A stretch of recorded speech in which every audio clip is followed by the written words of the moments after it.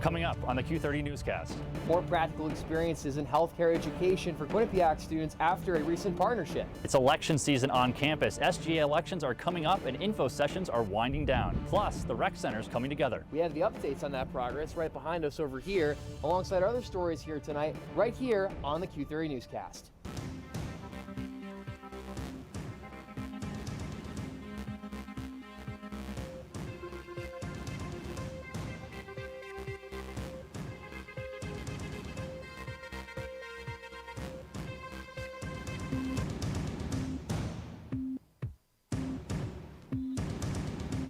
Good evening and welcome to the Q30 Newscast. I'm Ross Meglin with Eric Kerr. We begin tonight with the latest developments on Quinnipiac's partnership with Hartford Healthcare, a deal which plans to improve the university's healthcare education. Q30's Carly McManus has more from Hartford Hospital. As a part of the university's new partnership with Hartford Healthcare, Quinnipiac hosted a tour of Hartford's Hospital Center for Education, Stimulation, and Innovation, or SESI, to teach incoming first-year students about the collaboration. So tonight was an opportunity for accepted students to learn a little bit about the value add of the partnership and how they could leverage that as a student here. So we wanted to open it up to accepted students. Visitors toured SESI and were able to utilize various simulations available at Hartford Hospital that are also accessible to Quinnipiac students of all areas of study. This gives them another layer of opportunities to get more involved in more of the medical technology, different technology that they may not have, but also get to work with some practicing people in healthcare.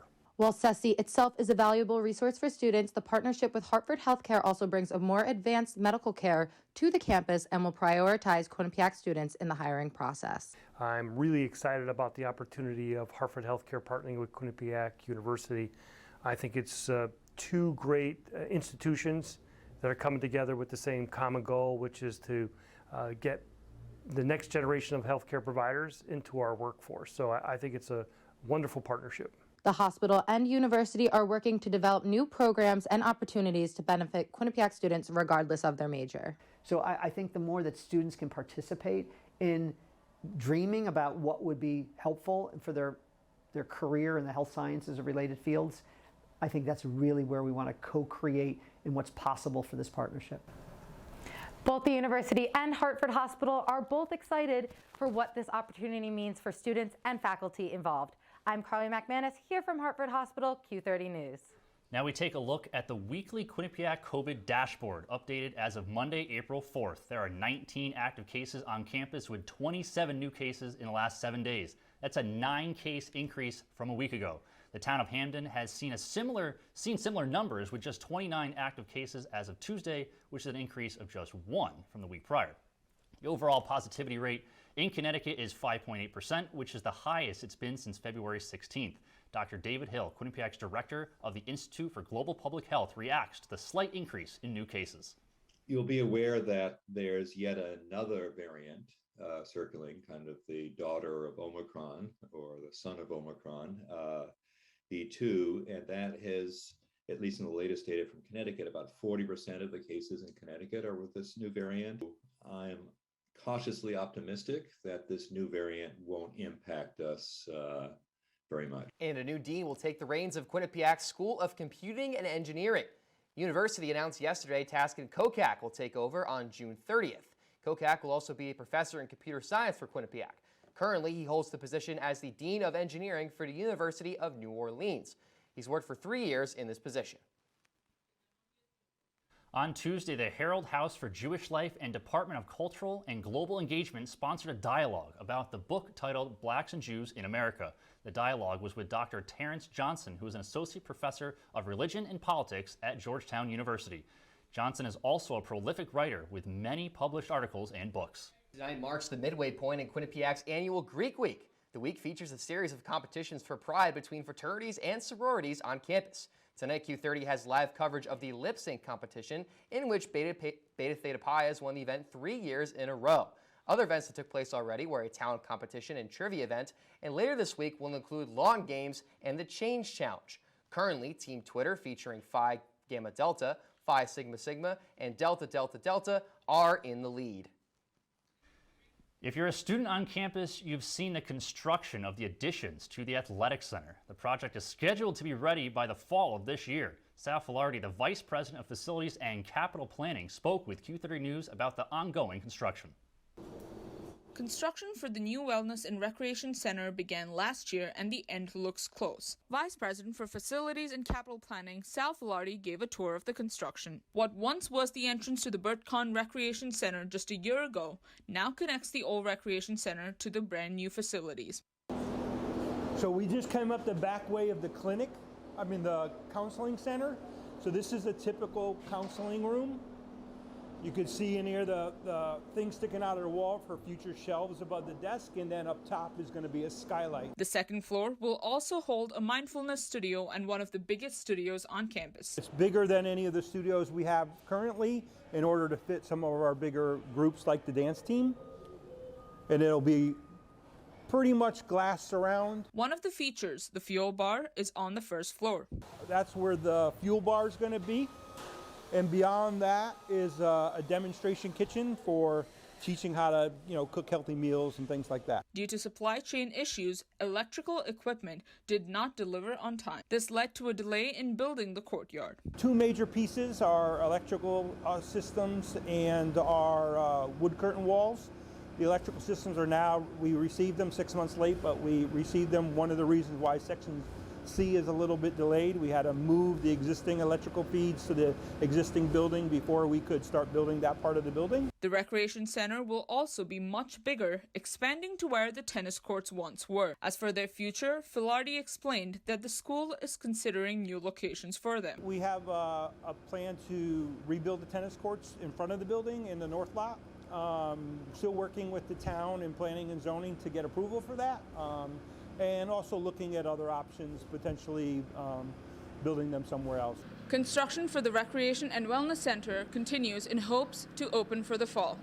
For Q30 News, I'm Hepzibah Raja. And registration is now over for Quinnipiac's annual community service event. Its name, The Big Event, will start this Saturday morning, an event where Quinnipiac students participate in service projects throughout the Hamden and New Haven area. Brian Ortiz, the co-director-elect for the big event, is happy to be back planning it this year without worrying about any COVID restrictions. We really just hammer out all of our details. We'll go over day of plans for each committee, what they should be expecting, what the day of should look like. As far as my committee, we really make sure that all of our sites are squared away. We send them 2 rounds of confirmation emails. So our second round is going out this week, and we just make sure all of our information lines up with what they have. This time of year on campus is election season in all student organizations, and there's a big one coming up for the Student Government Association. SGA will hold their election on April 19th for all undergraduates, and all positions will be open. There's just one more information session this Thursday at 7 p.m. Jeremy Gustafson spoke with Q30 News before the elections. All roles impact the student body because we serve at the behest of students, and we serve and try to help students and what they want to see changed on campus, and that comes in the form of projects and initiatives. Election season's fun to watch all the campaigning for positions of all student organizations. Yeah, there's no doubt about that, Ross, but it is also fun is learning American Sign Language, and a couple organizations here on campus had the opportunity to do that together. Q30's Katie Cohen has more on that story. American Sign Language has been having more of a presence on Quinnipiac University's campus. The American Sign Language Club has been a way to involve students in sign language and allow them to learn about deaf culture. We hold weekly meetings where we teach attendees different signs. So we'll teach sign language, we'll do different themes like clothing theme, food, color signs, and we play games, and we also promote and teach about deaf culture. Students in the club are very passionate about sharing this way of communication with other students on campus. Right now we're just trying to expose everyone to sign language and just acknowledge that there's a deaf community and there's something that we can do. The club partnered with SGA for a Sign and Dine event to teach students all about sign language. They also had a guest speaker from the American School for the Deaf. SGA is a pretty big organization on campus, so we were able to teach people about sign language, and I also think that having the presenter there as well to just, I don't know if anyone has ever even seen a deaf person or been able to speak to one, so having them in person and being able to share their experiences with us was pretty cool. Students brought their desire for an ASL class to the director of modern languages, and they decided to offer it as a course at Quinnipiac. The students are right. This is a language, and it absolutely belongs on our panoply of languages that we're offering. And we were saying to ourselves, we should have done this before. There are now 2 levels of ASL classes being offered to students over the summer semesters on Zoom.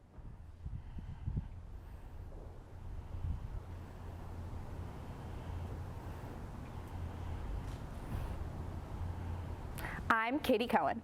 Thanks, Katie. When we come back, the recent thoughts from a U.S. Senator on what sports will look like in the future. And a record-setting number of digital art and graphics projects, all by students, what Quinnipiac showcased earlier this week. But Emily, what does the weather have to show?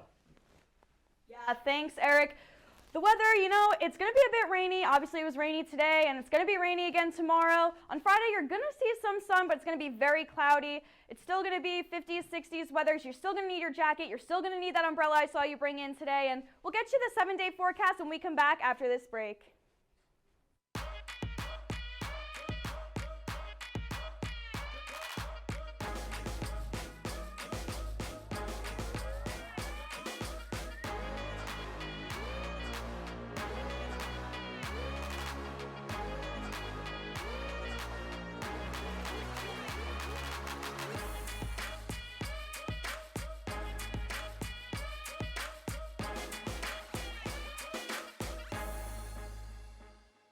I think it's just vapor with flavor. It won't hurt my kid like cigarettes, right? Vaping is safer than smoking, isn't it? There's really not even that much nicotine in them, right? My kid? My kid knows it's dangerous. Get your head out of the cloud. Today, nearly 8,000 kids will start vaping, maybe even yours. Learn about the dangers at talkaboutvaping.org. Meet the scan, a simple procedure whose mission is to detect lung cancer early.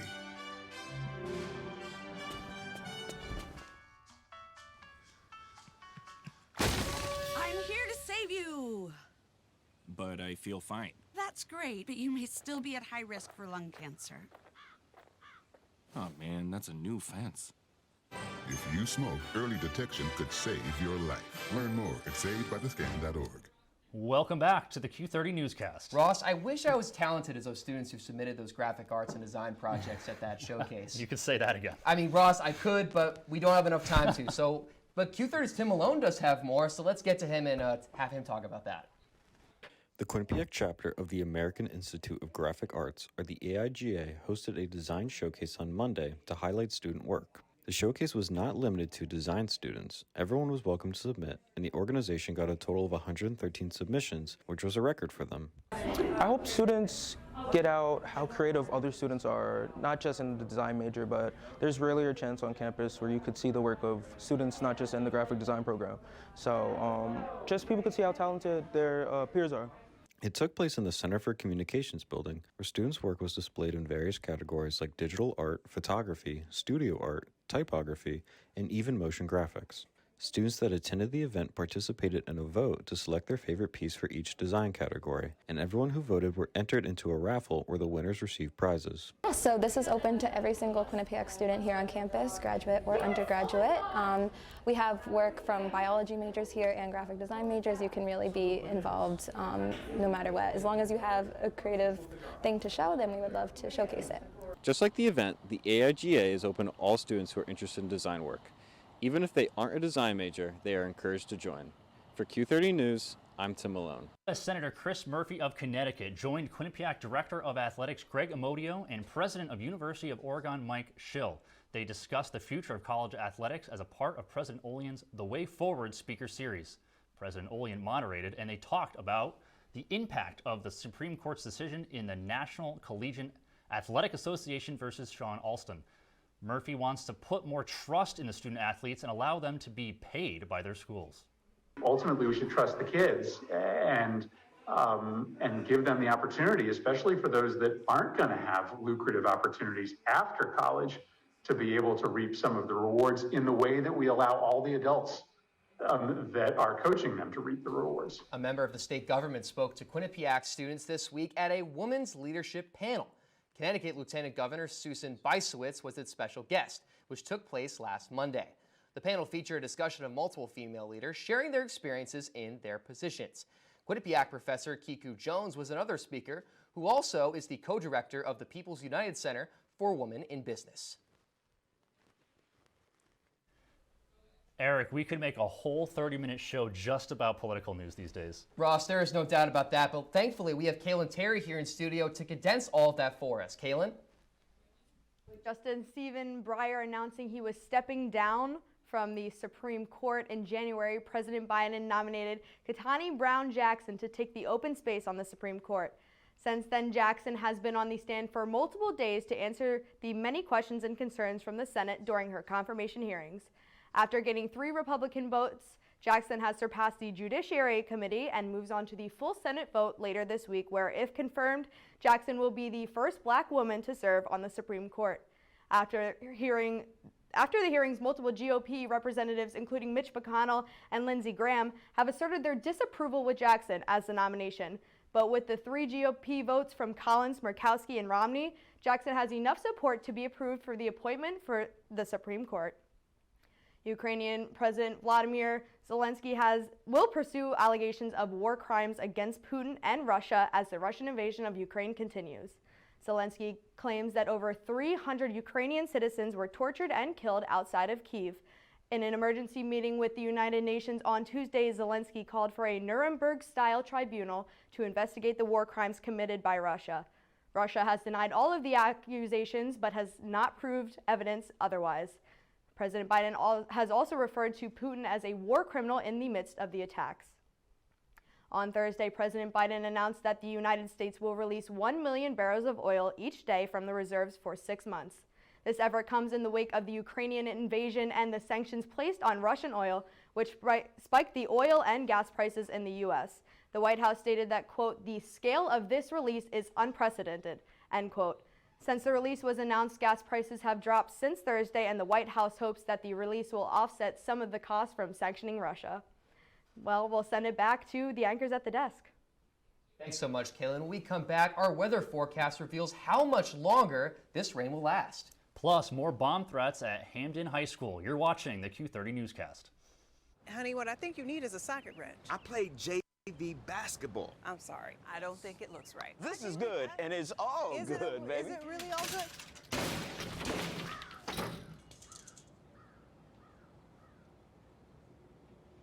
If you love me enough to routinely test your handyman skills, not to mention the strength of your marriage, then of course you'll visit nhtsa.gov/therightseat to make sure I'm in the right car seat.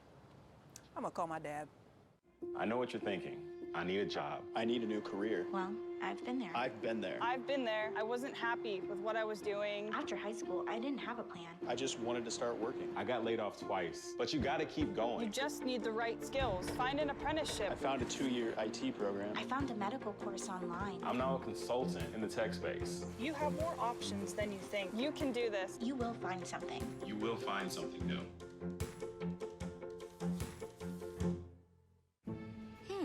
Maybe you can make retirement happen. After all, you made home ownership happen. Homeschooling yourself on loans, beefing up your credit score. So I'm pre-approved. You were like, yes! Sorry. Color coding listings, ticking boxes, and flushing every toilet in a 20-mile radius. Home sweet home. You aced house hunting. Now get the tips you need to get on track at aceyourretirement.org. Welcome back. Eric, the rain started today, and it's just been really annoying, and I don't think it's going to stop. Oh, no doubt about it. Like, I had to carry this around, as Emily mentioned, all day. You know, the rain is just simply messing everything up. I want it to be sun shining outside, but simply not the case. So, Emily, I just got to ask you, will the sun at least peek out this weekend on Saturday for the big event? You know, Eric, I kind of got some bad news for you. You're going to need that umbrella, but just before I get there, we're going to look at the current temperatures in Connecticut surrounding Hamden. So as you can see on this map here, Torrington's going to be 45, Danbury 49, New Haven 48. It's all in that range there. So now to get to what you're asking me, we're going to move on to the 7-day forecast. So right now you see today it was obviously raining. It was very cloudy out. Thursday, it's going to be the same thing, cloudy, and you're going to get some rain, a high of 51, so it's going to be very similar to how today was with scattered showers. Then on Friday, you're going to see a 63 high, but it is going to be very cloudy. You'll get the sun a little bit there, so that's kind of what you're looking for. Saturday, the big event. Sorry, Eric, it's going to be raining. There's going to be scattered showers throughout the entire event. Sunday, you're going to see some more of that there. Monday, you're going to get the sun, and then Tuesday, you're also going to get the sun, and that's the 7-day forecast. I'm going to bring it back to you, Eric and Ross, on the desk. Thanks, Emily. Hamden High School was evacuated on Tuesday morning due to a reported bomb threat. Students and staff were moved to a safe location while police and fire personnel searched the building and the surrounding area with bomb-sniffing dogs. They didn't find any threats. Students returned into the classrooms at 10 a.m. safely. The incident remains under investigation. So we touched on our local Quinnipiac news. Let's expand now to the national news. We have Ben Yergin joining us with what's happening across the country. Ben? Thank you, Ross and Eric. Today's national news begins in the Big Apple. A man who allegedly committed hate crimes against 7 Asian women in late February in New York City has been indicted. Steven Zajonk has been charged with 6 felony counts of third-degree assault and 7 counts of second-degree aggravated assault. This arrest has come after a rise in hate crimes against Asians, specifically in New York City.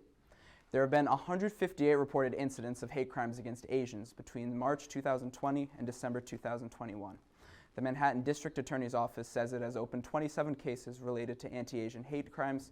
Zajonk has not been assigned an attorney yet, and it's unknown whether the Legal Aid Society has an attorney representing him. Over the weekend, police arrested 3 men in connection to a mass shooting in downtown Sacramento. The 3 suspects, Smiley Martin, Dondre Martin, and Davion Dawson, all have been arrested by the Sacramento Police Department for the murders of 6 people.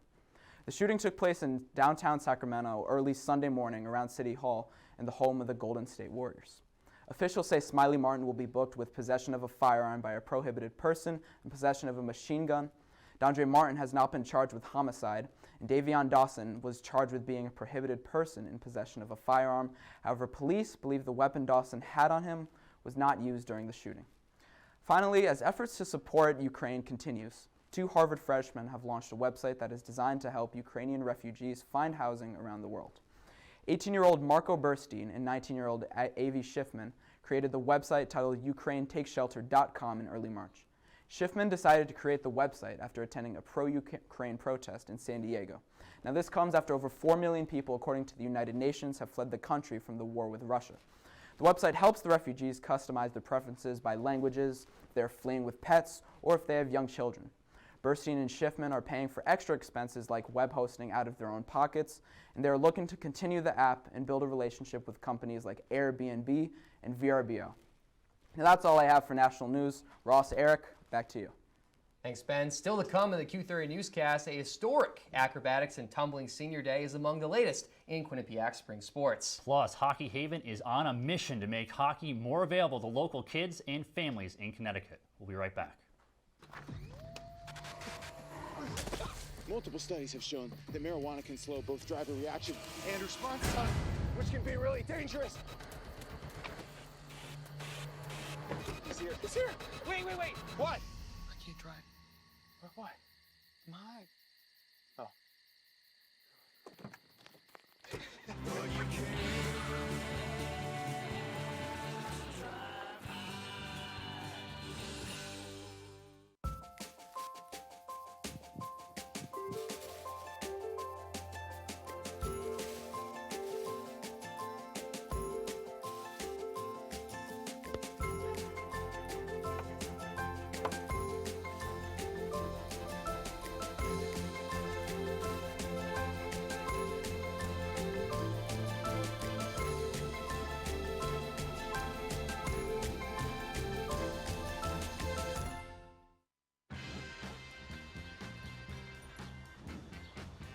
When we adopt a shelter pet, we discover they're a unique mix of all kinds of things. Come on, Jules, spotlight on this last one. There it is.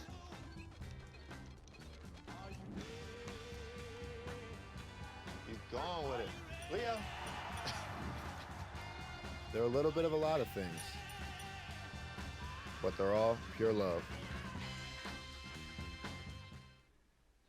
Welcome back to the news. There's a lot of rain coming, Eric, but spring sports are outside and in full swing. Yeah, there's definitely no doubt about that, Ross. But the teams are still able to find a way to play. So Joey O'Donoghue has more on what exactly is going down in those most recent games. Joey? The Quinnipiac Bobcats defeated the Oregon Ducks on Sunday in an acrobatics and tumbling meet. The Bobcats were able to celebrate this victory on Senior Day. It was the Bobcats' first win against the Ducks since 2018, and just their second win against Oregon in program history. Quinnipiac outscored Oregon in every single event except the team event. The final score was 268.450 to 267.620, and the Bobcats improved to 5-2 on the season. The Bobcats have one last regular season matchup versus Gannon before they shift their focus toward the NCATA National Championships on Thursday, April 28th. The men's lacrosse team took on the Marist Red Foxes on Saturday in Hamden. Quinnipiac lost this hard-fought battle by a final score of 17-10. Junior attacker Jake Tellers put the Bobcats on the board first as he scored a goal with 13 minutes and 45 seconds left in the first quarter. However, the Red Foxes then took control and outscored the Bobcats 11-5 in the second half to secure their victory. Marist attackers Kellen Polera and Jojo Pereka each scored 4 goals apiece. Tellers led the way for Quinnipiac as he recorded a season-high mark of 5 points, racking up 3 goals and 2 assists. The Bobcats will be back in action on Saturday, April 9th as they travel to Canisius. Quinnipiac baseball began their 3-game series against Canisius on Saturday, April 2nd to Sunday, April 3rd. Canisius defeated the Bobcats 2-1 in the series, but Quinnipiac won their first matchup 5-2, and 5 different Bobcats earned a run. The Bobcats took off in the 5th inning when they scored 4 total runs in their second matchup. The Golden Griffins beat the Bobcats 15-9. Mike DiStefano led the Golden Griffins with 3 hits and 4 RBIs. And finally, Canisius won their last game of the series in a tightly contested affair as they won 5-4. Canisius jumped out to a 5-0 lead, but the Bobcats battled back to make the score 5-4. However, Quinnipiac's comeback chance was cut short as they fell to 6-16 on the season. That's all I have. Back to you handsome guys at the desk. Geez, Joey, thanks so much. Now, Ross, hockey has definitely gained its popularity here at Quinnipiac, and the community across Connecticut is finding more ways to get younger people involved in play. Yeah, there's no doubt about that, Eric. We send it to Olivia Cattell, who shares how Hockey Haven is looking to accomplish that goal. A nonprofit organization started by Quinnipiac medical students is giving New Haven children the opportunity to learn and play hockey. Aaron Marcel is Hockey Haven's president and created the program in order to make hockey more accessible to kids from all backgrounds. The program runs once a week and teaches local children the basics of the sport. It's basically for people that wouldn't be able to otherwise play hockey, people from disadvantaged backgrounds, low income,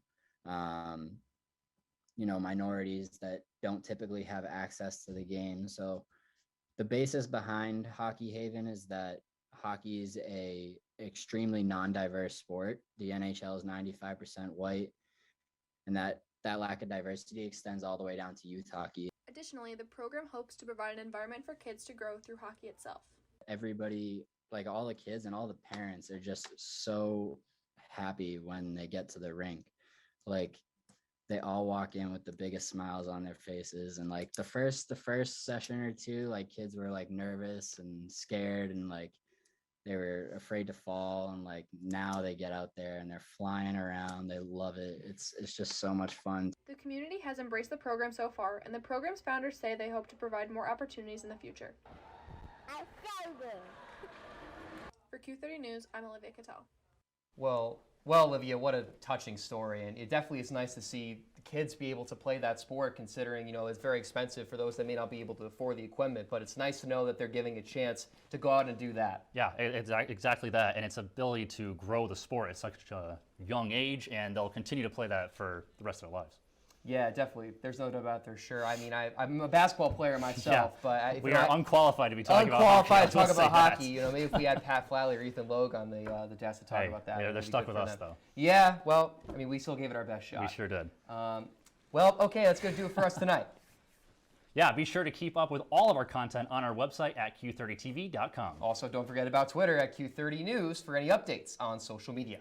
For the producers, reporters, and everyone else behind the scenes, it's been an incredible last newscast for myself and Eric. For Ross Meglin, I'm Eric Kerr, and for the last time, have a great night and a better tomorrow, Bobcats.